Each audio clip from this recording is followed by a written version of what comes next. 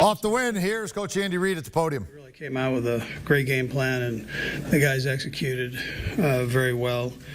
Legarius, I mean, his tackling was all part of that. Reid was around the quarterback all night. I mean, everybody had a piece of this. So I thought the defense really played well, and offensively we likewise were able to do some good things, and a lot of numbers, a lot of numbers for Pat, a lot of numbers, for Tyreek and Kels, and then Darrell Williams. I mean, had over 100 yards receiving, which I thought was great. Third downs were great, both sides of the ball, but third downs on the offensive side were good too. And then special teams. Special teams I thought did a solid job the whole night, and then you add in the fake punt, which was great. I mean, that helps keep people off balance just a bit. Dave had a nice plan for him.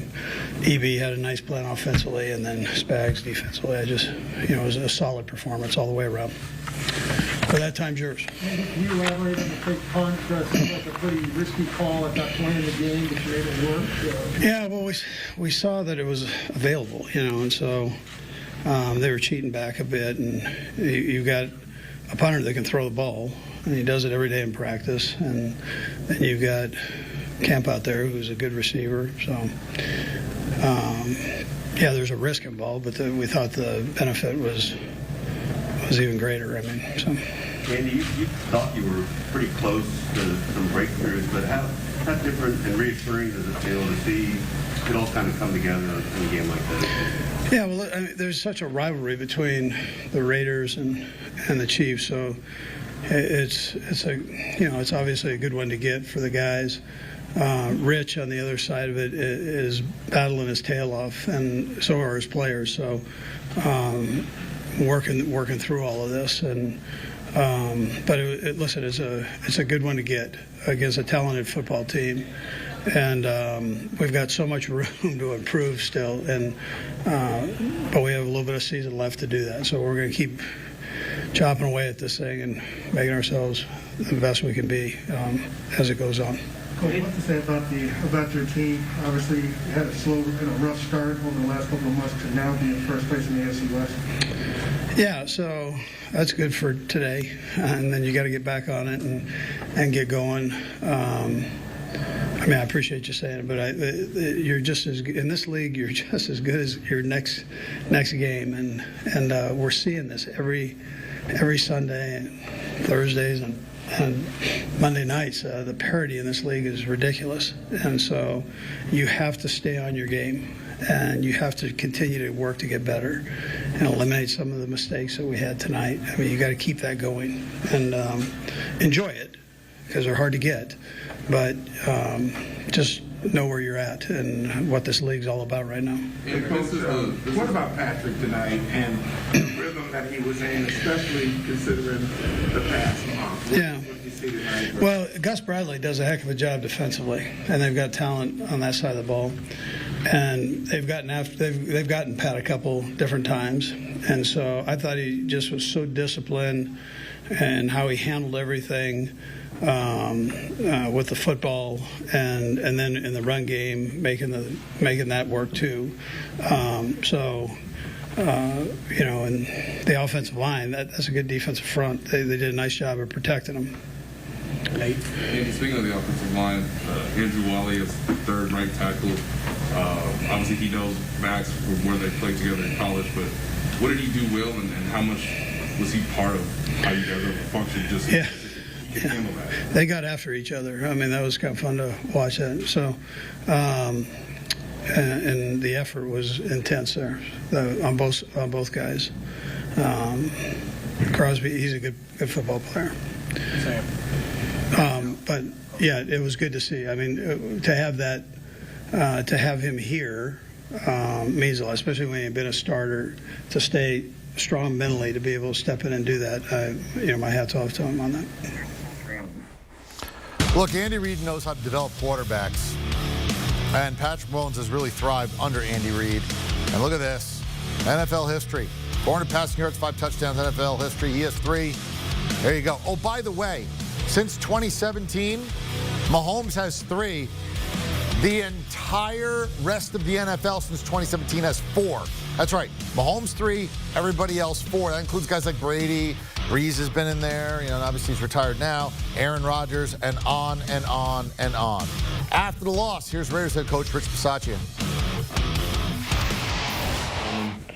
In the red zone, and this is the kind of game you really got to play well in all 3 phases. Playing against a team like this, and we really didn't play well in any of the 3 phases. We didn't play well in the kicking game, gave up a tip punt, gave up a fake punt down there plus 50, and big penalty as well from the sideline. But we gave up way too many explosive plays on defense. Didn't have enough explosive plays on offense. Only had 20 plays in the first half on offense. Never really got in a rhythm. And then I thought we flipped it around. Came back out. Big drive, start the second half with a touchdown. Then we stopped them. And then we hit Deshaun on a big play down there, and we turned the ball over. A little bit of maybe a turning point in the game to some degree. And then we just kind of, the bottom came out after that. Uncharacteristically, I didn't think we tackled very well. We'd been doing that, I thought, as of late. And then again, just, turnovers again late in the game. So I'll answer any questions you may have. Rich, Willie Ramirez with the Associated Press. You spoke about Deshaun's play. Even as well as they were playing compared to the mistakes you were making, that one play may have changed a little bit of the momentum, 24-14. I'm sure he'd love to have that play back, and he feels bad. Did you have a chance to talk to him? Just curious what he was. I know he turned inward instead of upward. Yeah, just a again, tough break. He's played a lot of football. You know what I mean? Did a great job getting open. I thought Derek did a great job getting the ball, and it came out. So it's not the turning point maybe in the whole game, but certainly it was a little bit of a momentum swing, back to them where I thought we were getting ready to go down and get us another drive. So I said something to him just about just keep battling. He's been through those things before, so we're looking forward to him hopefully having a bigger role as we get going here. Hey, Rich, what was the plan against Travis Kelce, and why was they giving you so much trouble today? What were they doing that was giving you guys so much trouble? Well, obviously, I'll get with Gus on that, but we wanted to play coverage early, then we changed up some of the coverages a little bit. I know he had a big day. He's been a pain in the Raiders side for a long time, and credit to them. They did a good job of getting him in position to make a lot of plays today, so we'll kind of get that figured out as we get going. The receiver room has been a little thin in recent weeks, and you kind of reloaded at that. But with Hunter Renfrow and Bryan Edwards stepping up, did what they do tonight, did that really show a lot of promising signs for you just for the future of the rest of the season? Well, I think they've been playing well. Certainly Hunter's been playing well. And then I think because of some of the things that we did with Zay today and got Waller bracketed a little bit, that it opened Bryan up a little bit to have some explosive plays. Did a good job of hanging on the ball and scoring a touchdown down there for us. So, I guess you could say that. But, Hunter's had a really prominent role as we've been playing all year. And then I think, again, some things opened up with some of the routes that we had on the outside for Bryan to get open inside a little bit today. What were these? All right, so here are your current standings in the AFC. After Sunday, Titans, they're 2 wins clear of everybody else and 1 in the loss column. And you look, the Bills now have the same amount of wins as the Patriots. The Patriots 6-4, Bills 6-3. Ravens, part of that AFC North where everybody was dreadful. The team that won today was Cincy by not playing. They had the bye. Pittsburgh had a tie. Cleveland was up 7-0, got beat 45-7 by the Patriots, and the Ravens lost on Thursday to Miami. And look there, the Chiefs now in first place in that division. All the problems, all the turnovers, the slow start. Now it's Kansas City's division at the moment. Do you want a sports network that delivers everything that matters about the game? The highlights, the picks, the instant analysis, no yelling, no fake debates, no politics. Hit the subscribe button and never miss a moment.